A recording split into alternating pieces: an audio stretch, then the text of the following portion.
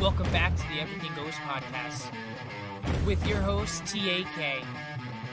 A weekly podcast with the latest sports news, the hottest of the hot takes, and the best predictions you can get. Now, Chris, Case, take it away.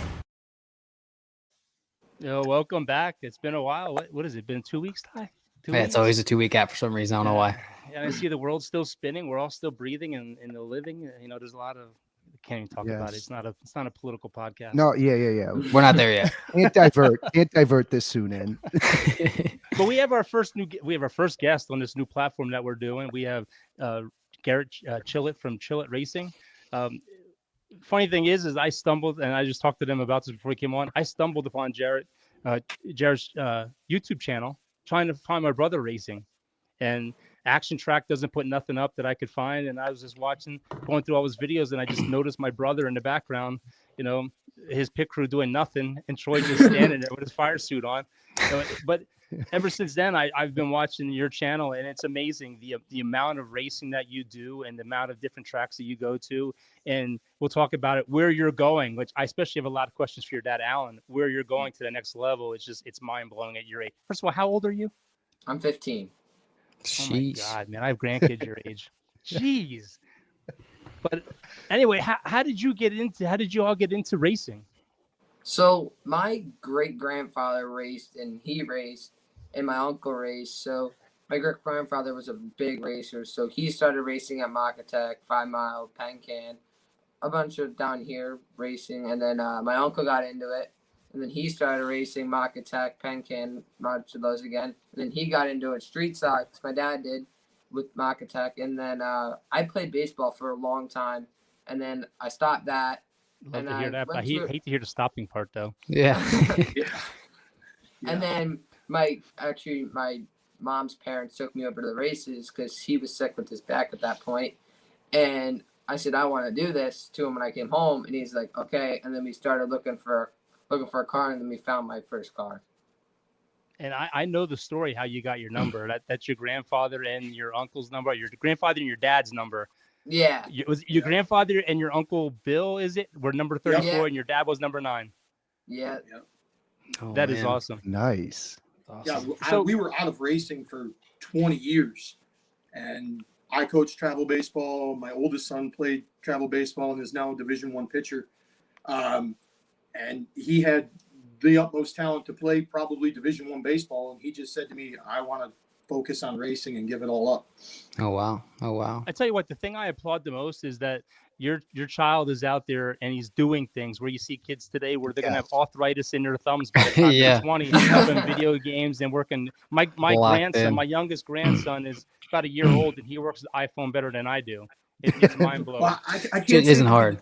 That he doesn't get his sport night and his gaming in. He still does all that, but he's definitely, he's big on the iRacing simulator, putting hours in on that to get better, because I'm a firm believer that's what made him into the race car driver he is today is the iRacing. That's awesome. And on iRacing, you can actually do dirt tracks and stuff like that as well? Yeah.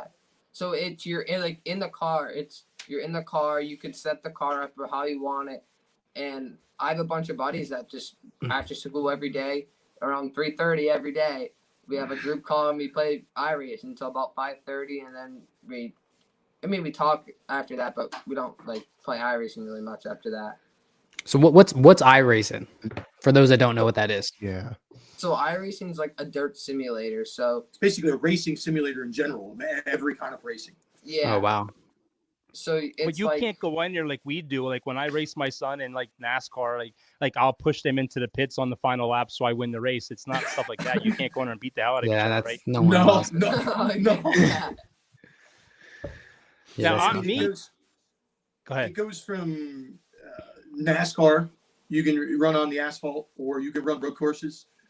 He's a big, of course. You've already watched his YouTube channel. He's huge on the dirt, so he can run big block modifieds on the dirt, super late models midgets, on the dirt, midgets. 600s. Alan, you know what they say: if there's not dirt in your beer, it's not racing. Absolutely. God, look, I'm a dirt head. I'm a dirt head. I grew up. My grandparents they were part of the old Nazareth Speedway. National. I've been to Syracuse. I've been all over the place. Wherever they raced, they raced. I love dirt racing. Dirt racing's in my blood. I mean, I've never raced, but I love racing. I can't get enough of it. It's something that either you hate it or you love it. But when you love it, it's like a drug. I mean, you don't get enough of it. I mean, it's crazy. Like I tried telling Troy this. Racing is on the track. You know, driving in the car is you drive to get there. You can't be afraid to use your bumper to move people out of the way. It's racing. Yeah, there's some moments in this year I couldn't use the bumper, but I don't understand how people can just go in there, slam into people, door people, and move them out of the way. Like that's just not how I drive. Wow. Now, you're going from slingshots. You had your feet in the stage 1 cars as well. Yeah. What's the difference between the two? Because I know Troy's going into a stage 1. The slingshots is and correct me if I'm wrong. It's basically air pressure and changing gears on the car, right? And there's fewer shock adjustments. They made it this year where you can run. Last year they made it, but this year now it's legal for juniors where you can run stack springs on the back. So it's actually you take the 2 springs on the rear, take 2 springs on the rear and you put them together, and you like there's an equation you can figure it out what it equals out to. Different spring ratios and stuff. It's basically going into the big block Model 5s and the super late models, the way that they spring smash and do everything with that kind of stuff, and bringing it down into the slingshot world. Oh wow. Oh wow. Now, what's that schedule like? Like I played baseball. Obviously, that's like quarter of the year, and then you have your off season. Like for you guys, is that like a all year kind of thing you could do, or is that just like what's that like? There's a few they have an indoor series for the sling. About the baseball. Oh, for the baseball? No. Sorry, No, I'm talking about racing. racing. I was just comparing it to baseball. Yeah, so you could do it all year round. You can go down to like Florida and those kind of parts and race down there in the winter for up here. But the indoor series. Indoor series they have, you race what, 2 races. 2 races each day, and there's only they have like what is it? Allentown and Atlantic City. Oh, the PP&L Center. Yep. Is indoor racing fun? Like, do you enjoy doing that, or is that like I'm just gonna skip that? I go down and work for Randy Smith, the SNS. I go down and sell down there and sell parts for him. It's very, very pushy. Yeah. You've got to lay the bumper to people to move them out of the way. Yeah. I mean, it's a tight area. It's on concrete. They put Coke syrup down for grip, and that was one of the reasons that he's never really ran there. Again, he said it's not his driving style, but the Coke syrup is so aggressive under caution that when he was younger at 13, when he jumped up into an all-star, he wasn't strong enough to hold onto the wheel with that type of Coke syrup being on the ground. Wow. Yeah. Because Randy was actually going to give me a ride in one of his cars for that down there, but didn't think him and my dad talked to me and didn't think I could just hold on the wheel. They said it's not bad when you're like actually racing, but when you're pacing around, you can't. I wouldn't be able to hold on to it. Yeah. Dude, Oh yeah. Andy For sure. Smith and Richie Smith. I remember those names like it was yesterday, man. Randy in the 55 yellow and blue car, and his brother in the triple nickel, man. That brings back a lot of memories, man. Jeez. I'm old. Well, so then, so you're still you're a junior. At what point, I guess, can you race professionally, or how does that sort of stack up, or where are those aspirations? Well, he started in the junior division. I started when I was what? Okay. 13, maybe. 13. Oh, No, wow. I started when I was 12. 12. 12. I started when I was 12, and then as soon as I turned 13, I moved right up. I think we ran like half the season to juniors, and then we raced 2 races before the world event in the All Stars. And we were gonna go as a junior. We had the points for a junior. We just said scratch it. We're gonna go with an All Star, and we went to an All Star, or went to get my feet with the All Stars. I went to Oakland Valley Speedway. I won there, and then my next race after that, we went to the World Finals, and I won the first race there too. Yeah. Oh, wow. Wow. Congrats. First of all, I gotta say something, Alan. On the videos, you look like a mean son of a bitch. I ain't gonna lie. You look like the guy that if someone touches my kid on that track, I'm gonna rip you out of that freaking seat and choke slam you. So it's nice that you're actually laid back. But I do have a question about when it comes to that. Like I noticed it was the Slingshot World Nationals where a kid got out. It was like a grown man got out of the car, and Garrett he pointed at you like you did something, and I watched the whole race. I didn't see you touch him at all. How do you control yourself, Alan, when stuff like that happens? It's very tough because, again, I look at it that's my 15-year-old son racing against grown men out there. So it's very tough in that aspect, but you kind of have to think about it a little bit. Again, I put him in that situation where when he's out there, he's got to be a man and be an adult. If you're going to go out there and race with these guys, you can't let them push you around, move them out of the way or do anything like that. But he drives with a lot of respect. He's earned a lot of respect from a lot of guys. I mean, yeah, so I get a lot of respect from everyone too. Like, not even on the track, like off the track too. They'll come up to me and congratulate me. But it's very tough. Let's put it that way. It's very I can tough imagine. going back to, like, again, but he's done things in a race car at 14, 15 years old that just blows my mind sometimes to watch what he does with the car control, the throttle control. Sometimes he puts himself in situations where he'll be 3-4 wide, and I'll be like, oh my God, this is going to suck. We're going to have a basket full of shit. And he pulls it off. I don't know, he pulls a rabbit out of his rear end sometimes. But it's very, very tricky with that part of it. I mean, when that happened on the racetrack, I kind of have to just blow it off a little bit, blow some steam off, walk away, because, like you said, I can be a little aggressive, and a little bit of a mean streak can come out. And I have to look at it like he's trying to do this. Like, again, he's come to me and said that he wants to try to do this professionally, which, again, it's a slim chance it can be. But again, it's like being recruited in baseball or football or any kind of professional sport. If I make a scene, that looks bad on him. Yeah, absolutely. You think about it. I mean, you're going to the sportsman division. We'll talk about that a little bit later on. Once you get past the sportsman, you got the 358s and you got the big boys. So you're not far away from that. I mean, the money they pay now on the dirt series, it's come a long way. I mean, you look at the World of Outlaws, you look at the high limit sprints. These guys, they're making a nice living for themselves. So it's there. The potential's there. But it's crazy when you start looking at like what Kyle Larson does, and you take like some of these guys that Timmy McCready was a big block modified guy now that, I mean, was professional in that, but now he's on the super late model tours and making a huge living doing it.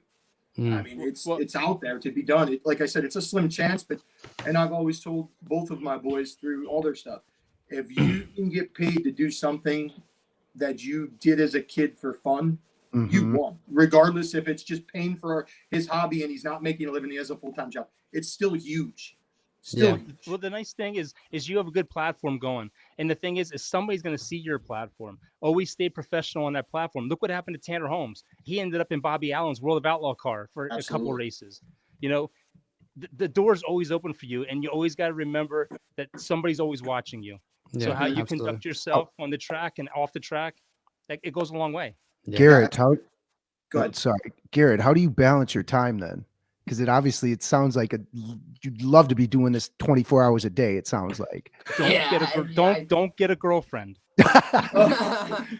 No, that already happened, so we're already behind the 8 ball with that a little bit. Yeah, it's okay though. She likes racing, so it's all right. Right, that's awesome. No, but it's definitely hard. I mean, because in the summer times, I work basically full time with him and work my uncles. We have a bunch of family businesses that I work with them full time.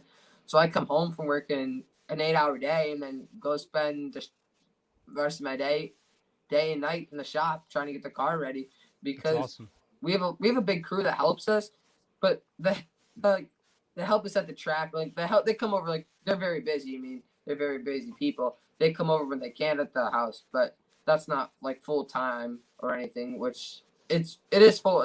They help us a lot, but like they have full-time jobs. They have kids. I mean, they can't get to the shop, unfortunately. Yeah, that's for amazing. sure. That's honestly, real quick, that honestly, at your age, the discipline is a huge advantage that you're going to have over so many kids. So just keep that like one track mindset, no pun intended with the track. And you'll be awesome to hear. Now, Alan, how much do you keep him involved in the everyday maintenance of the car? I see he does the tires and stuff with the car, but like if you look at like Tanner Holmes' sister, she's 16 years old. She can change a motor out of a sprint car by herself. She was a crew chief on the Bobby Allen crew when Tanner was there. The girl, I mean, she was a sprint car driver. She broke her back racing, but do you have him involved in the everyday part of it? Yeah, absolutely. I mean, like he said, we have a huge support system at the track. I mean, it's huge, the amount of people that are involved with the family and his uncle that's heavily involved. His uncle owns a huge excavation and landscaping business, so he can't be at the shop as much as he is. But at the shop, we have a core group of guys. Matter of fact, it was his best friend in travel baseball, Jamison McCollum. His dad was a big block modified guy too. So they got involved in racing with us, and Jamison kind of wanted to start helping a little bit, and his dad kind of took a back seat and didn't want to be involved, didn't want to get involved, and I kind of pulled him into it. So those guys are with us in the shop all the time, and the boys are at the point now where we ran a speed weeks last year. I was busy with work. Mike was busy with work. These boys were washing, going through the cars, doing all the general maintenance, changing gears, chains. They would call with different things and ask questions. They're getting to the point now where they could pretty much do anything you needed them to do on a slingshot. I mean, they're going to have to start back over with the crate car, but it was pretty impressive to watch and how quick they picked up on things. And especially like in the setup part of it.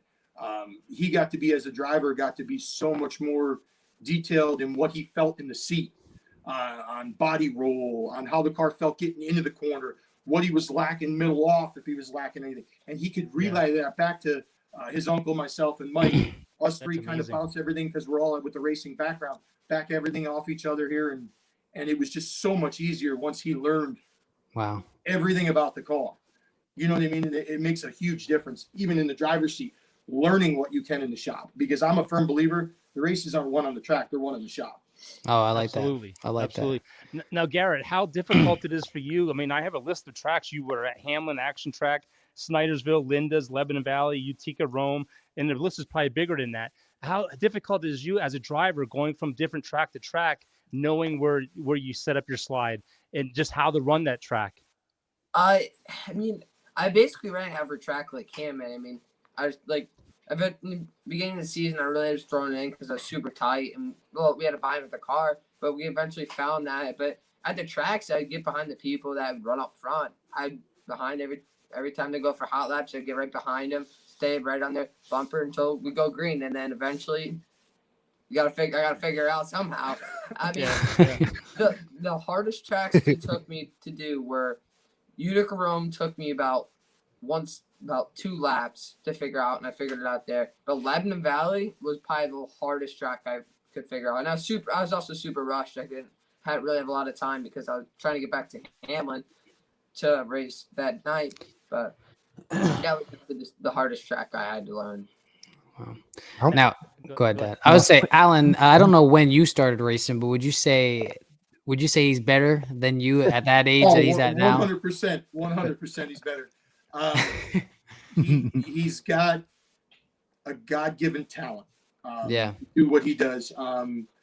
Again, I'm not saying he's the best out there, but I'll put him up against anybody out there, and he'll race them clean and run up front. I started when I was 14 in a go-kart. There wasn't many options back then, huh? Yeah, no, it was what they called a microstock, so it was a dumbed-down version, the easiest way to say, of what a slingshot is. Yeah. And I ran those for a few years, and then I jumped into a street stock and ran that. Had some health issues, and I kind of had to back away from the whole racing part of it. But he has picked it up unbelievably fast. Unbelievably fast. And so your other son never raced? Never raced. Hated racing when we got involved in it. Oh, wow. He didn't want any part of it. Like I said, he's a pitcher at the University of Pittsburgh.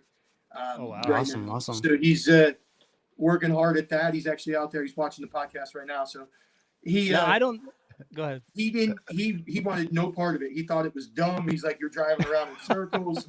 He's giving his career up for this. Like, he didn't like it at all. Now that he's been involved with it a little bit more, now he can't get enough of it. He's buying every live stream there is to try to watch what he's doing, and he's watching all the YouTube channels, and it's you just got to put him behind the wheel. You got to put him behind the wheel one time, and he'll be hooked. He was honest to let him behind the wheel one night at the end of the night at Hamlin. We rained out the last night. He was gonna get behind the wheel and try it, because he kept saying he was better than then Garrett at it. And I said, well, we'll see about Oh. that. We'll put you behind the wheel and let you roll. Oh man. Now, I don't know, Ty, can you put up that picture of Troy's car? Yeah, I can put it up. Oh real yeah, quick. yeah. Let's see where it's at. And Here. I don't know if your son's in the comments, but he says he's better at baseball than racing. I saw that. I saw that. This is Troy's new car, and I'm just so grateful he put our sponsorship on the side of the car. That's awesome. But Yeah. but there's something about this car that everyone needs to know. This car only has one victory on it, and who is it that got that victory in that car? This guy. I won that. That's wild. That was a wild night. We had no intentions of racing a stage one that night. Richie Smith actually pitted next to us at Hamlin when we were there, and he came over to me and he goes, can your boy drive a car for me tonight? And I said, yeah. I said, I'll go ask him. He said, I got an experimental motor in this car. He said, want to get some laps on it, see what he can do with it. And he went out there and I beat the track champion. With beat it. the track champion with that car. And Wow. then he drove one of his other house cars, the S1, and won the which was a huge race for Richie. He won the Smith Memorial, the Rich Smith Memorial for Richie, for his dad. So that Now, was when someone comes up to you and just asks you if you want to race, are you there just hanging out with your friends as they're getting ready to race, or is your gear there? Like what is that? I mean, beginning of the races, I like kind of disappear. Like when we get there, I help get unloaded, get everything set up. But after that, I disappear. Like until like the driver's meeting, and then I like stay at the trailer and stuff. But before that, I disappear. Like I go at Hamlin, I'd go down to one of my other best friends that racing is Mason Troshold. I would help him go down to, he would sell the parts at Randy's trailer. So I'd go down there and help him sell the parts at Randy's trailer. I mean, I would disappear, but I'd come up and be like, do you want to drive the car? And be like, yeah. I mean, that happened both times when I drove the stage one. He just, out of nowhere, she just came up to us and said, do you want to drive? I'm like, yeah. He basically becomes a kid, is what it comes down to. And that's what we say. Like, he's gone and he goes and does his kid stuff. But when it comes down to getting behind the wheel, he puts his big boy pants on. He goes to work. You disappear because you don't want to sign too many autographs to get your hands tired. You know. Yeah. Now, Hey, so- look, I have a question for you, Alan. Then, but first, before I ask this question, this was brought to my attention, and I don't know how true it is. There's a group of brothers, I guess, that have been dominating the slingshot division. Do you think there's any kind of funny business going on with their cars? And I'm not going to mention names on this podcast. Those guys have been Those- involved. yeah, They're legit race car drivers. I mean, there's some boys that can get it done. I mean, I know at one point they ran some Crate Sportsman stuff, and they've just got their stuff together, and they found some speed this year, and they were tough to beat. I mean, they've won some big races this year, and I mean, we ran with them sometimes, and then there were sometimes they kicked our rear ends. I mean, it's part of the gig. I mean, you give it the best you can.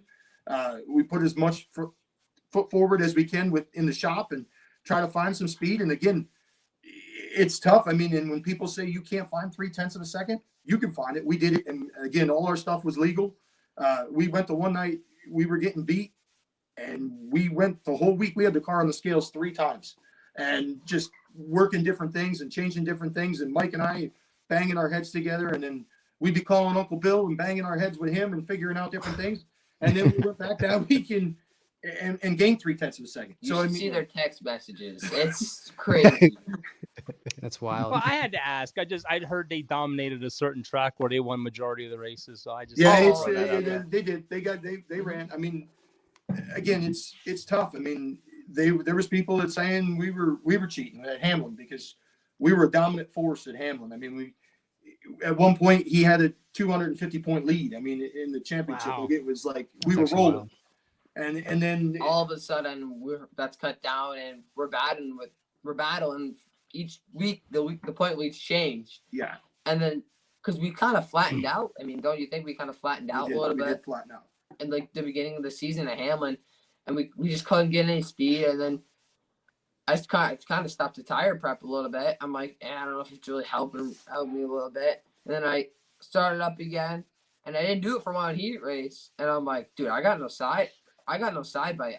I'm doing tire prep from now on. Like every week, it's getting done. I mean, I don't know if you noticed, but every single week my tires were wrapped. They were grind. They were done. I mean, they weren't illegal. but they were wrapped, they were grinded, they were ready to go. I mean, That's all right. don't There's no officials watching the show. You can say whatever you want. Heck, yeah. But you how don't much does realize- the track change over the summer? Does it throw off your setups? Because I'm sure when you get into the drought of the summer, that track is dry after warmups. How does your plan change week to week to week?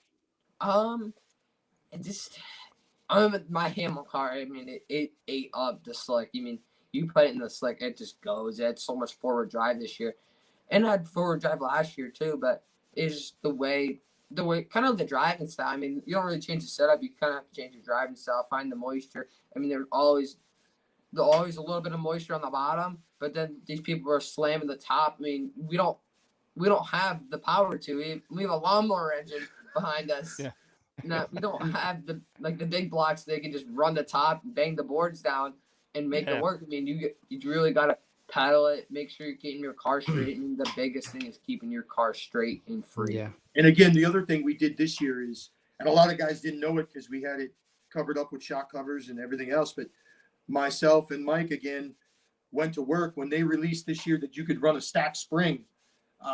We changed over the stacks, and we did everything we could imaginable to keep everybody's eye off the shock. We went to the extreme of putting an extension panel across the back quarter panel that was in neon orange to draw their attention to that, to think that was making a difference. And really, it was in the shock package.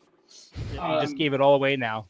Man, all five of our listeners just got We're that done with that information. anyway. We're done with these. So I'm not saying we're done. My sister might race a little bit, but that's pushing it a little but bit. it's to the point where we made those adjustments, and we're running the car so soft that he was getting so much body roll that it was actually running like an actual true Northeast modified.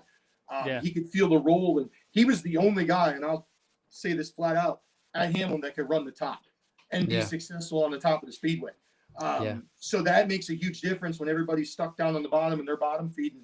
He won one race, blew everybody on the top, and he was literally flat footing it around the top of the speedway. Yeah, that didn't lift the whole time.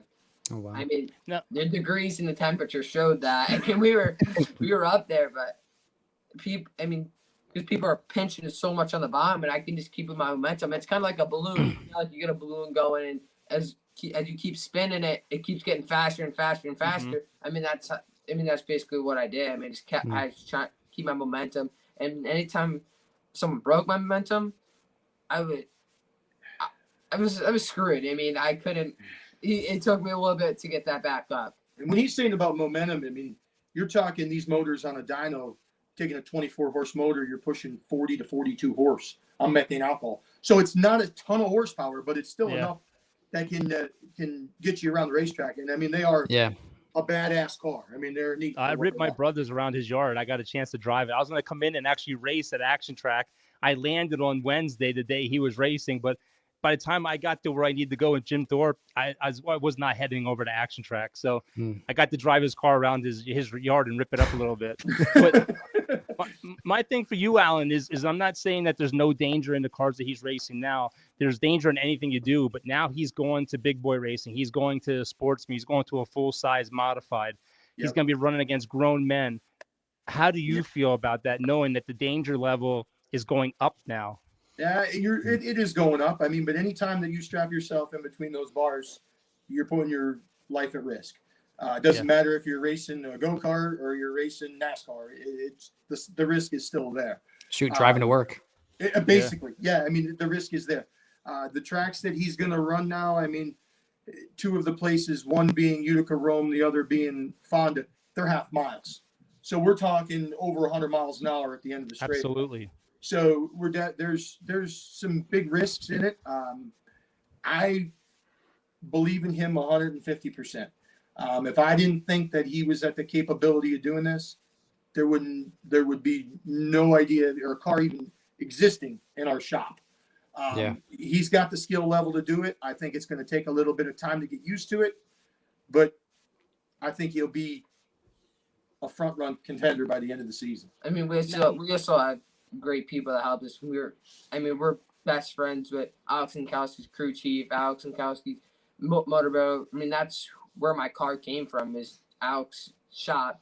I mean, that was his Utica Rome car 2 years ago that we got now. Jessica Friesen ran at Eastern States, so we know it's a run front car. I mean, Alex is dining on all my shocks for me and stuff. So, and we know it's going to be set up. They're going to set the car up for us to begin. They're going to make sure everything's perfect, ready for me to go.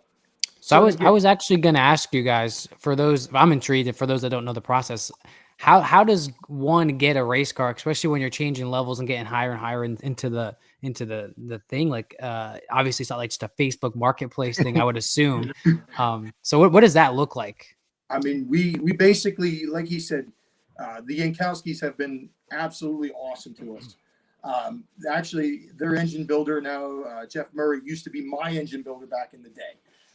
So I had the connection with that, and his crew chief, Kevin Bates, used to race for my grandfather. So we had, once we decided we were going to go into the big boy world and go into the big cars, I made a couple calls to Jeff and Kevin, and they said, well, we have a car here that's our actual Utica Rome car from last year. If you're willing, that you guys want to purchase it, we'll sell it to you. Again, they were running big blocks, so we're not getting their engine or anything that they have, but the car was all basically just the way that they ran it. And again, they're setting it up so we know the car is going to turn left. But again, it doesn't matter if you take Garrett set up in a slingshot and you drove it, it's not going to fit your driving style. So it's going to have to be fine-tuned to him. But it's going to be a little bit of an adjustment. But again, we can't ask for any better people to be helping us than the Yakowskis. Yeah. Now, Alan, how does that work real quick? Since Jared is 15 years old, does he have to do any kind of driving classes in the sportsman level to get approved, or is it just like Garrett's basically he's a proven race car driver, so he can jump in and go to work. That's awesome. That's awesome. I mean, he ran Utica Rome. He ran in a slingshot. Of course, they didn't run the half mile. They ran the interoval. He ran there for Super Nationals. Yeah, New York Super Nationals. The New York Super Nationals, and finished second to the track champion. I mean, I probably had a chance of winning the race, but I was underneath the leader. I was going ready to pass him, and the caution came out. It happened twice to me. I mean, in the heat race, I came off. I started third, and I just came out. Everyone slid up. I just came into it straight, hit my brakes, so it kind of like set me in a little bit, and I just shot right off, and I was gone. Was going from there, and then I was going to start third, and I had redrew 3 in the heat for the feature, and then I pulled the same move, and I was gonna go out, gonna lead it, and a caution came out. So we finished second there. It was good, and then we didn't even start the feature, and we ran the heat race. We got junked in the heat. At 11 Valley, we got junked. So we packed it up. We went home, and then we went back to Glenbridge on Sunday, and we were horrible. I'll admit it. We were horrible in the heat race, and we just threw the kitchen sink at it. We changed a lot, and then I went from I think 25th to 5th. Yeah, and I probably would have had a top 3 car if I had more laps. I was just blowing by people. Wow. Well, That's I awesome. have one last question. It's 2 parts, and if they have any questions, they can ask. Are you going to be running the 349? And Dad, do you ever have the itch to get back in and race with your son in Sportsman? Go ahead. You can answer the 349 deal. Yeah. I mean, we actually have the memorial body back there. It's in my room, and then I'll go back to 349. Probably the same colors too, and then we actually got the opportunity to run two more cars next year. We got the opportunity to run a legend car. I don't know if you guys know what that is, for Mike King with the KO Racing Series out of North Dakota. So I'll be up at BAPS for 2 races up there, and then I'm actually flying out to North Dakota for a week to race out there, and then I'll be back. Wow, you're almost to Colorado. I'll be back in the stage 1 with Richie Smith for a few races at Airport, Milford, and then was there any more places? Bridgeport. I'll be in a car for there too. Wow. And I don't know if I could ever jump back in a car, because I don't want to get my ass beat by my kid. Well, hopefully you won't be in the same heat as him. No, man, I don't know. Like I said, he does some stuff in the race car, and I'm not tooting his horn just because he's my kid. He does some stuff in a race car that's really impressive, and I don't think I honestly I don't know if I could beat him. Wow, that's good though. That's good though. My last question: do you have your driver's permit yet? Like, do you even... No. that's even crazier. You know what's gonna be Yeah, crazy if he fails his test the first time? Oh, I don't turn 16 till August 5th. Wow. Okay. Dang. Oh wow. Yeah. So you're later for your grade, I guess, or well, it doesn't matter. Yeah, but either way, Yeah, you got... I'm older. I'm old for my grade. Okay. Wow. That's Yeah, phenomenal. I'm young. That's all right. You'll get old eventually, like the rest of us. Yeah, slowly. I'm You good have about. anything? No, that's all I have. You guys answered my questions I had. We just appreciate you coming on here. Well, Garrett, Yeah, if you want to promote your Yeah. platform, it's your opportunity. You can tell everybody where we can catch you at. You can catch me at Chillot Motorsports on YouTube, Facebook, and TikTok. I mean, we put our media guy goes everywhere with us. He doesn't miss a race. TikTok is updated 24/7. yeah, over at the track. But YouTube is probably usually like the day after. I mean, Worlds took a long time because there's so much like content that he didn't have a chance to edit. I mean, I know the one time he was up till like 2:30 in the morning Oh wow. on Friday night, was getting videos ready and stuff, and they wouldn't upload until he got home because there wasn't that great cell service there. And your just so last you name- guys, your last name is Chillot? Yeah, yeah. Chillot. Next time you race against Troy, spin him out because he told me it's Chillot. No. And just Spin so him you out. guys know, the boy that's doing the media content It's 12. is 12 years old. It doesn't Love it. surprise me. Love it. It doesn't surprise because if I didn't have Tyler or Aaron, I couldn't do this podcast because I'm computer stupid. Yeah, absolutely. Like he blows my mind. His name's Karsten McCullough. He blows my mind with the amount that he does with and a lot of it's done off an iPhone, and it blows my mind the amount of content that he gets and what he does. And we have people come up to us all the time. Oh, we watch the YouTube channel. You guys do such a professional job. I'm like, dude, he's 12. He does a phenomenal job. You know what, Alan? You know what? I don't feel bad. Give him a rotary phone. See if they can text on it. Hey, I can call on one of those cell phones. You have to like. That's the turn it. rotary phone. So you need to know. And I can only call it because my great grandmother, I used to go over there all the time and I would call myself on her phone all the time. That's the only Well, reason I guys, know how to work on. It's been a complete pleasure having you guys on, Absolutely. and definitely I'll be Absolutely. watching. Thanks for having us, guys. We appreciate it. Oh, we definitely want to do this again. Got to have you on, especially when you start the season in the new car. I want to see how you guys are doing and how you feel behind the wheel of a. I don't know what kind of horsepower is in that. The crate motor is going to be about 350 horse. There you go. Wow, what a difference! Wait till he hits that for the first time going down the straightaway. Yeah. I'll be all right. I'm sure you're gonna. I'm sure you're gonna be fine. It's just gonna go to the floor first lap. And my drunk and I drunk it. We'll go home. All right, guys. And we can link to we can add the links to probably at least to the YouTube video. So for YouTube and then probably Facebook for sure. Absolutely. If that works. We appreciate that. We'll get everything over to you guys. Absolutely. Awesome. Thank you for the time, All guys. right, yeah, guys, thank you so much for the time. Anytime. All right. Well, we hope you guys enjoyed this podcast. And like I said, plenty of information going around. We'll have all the links below. And we'll see you guys next time.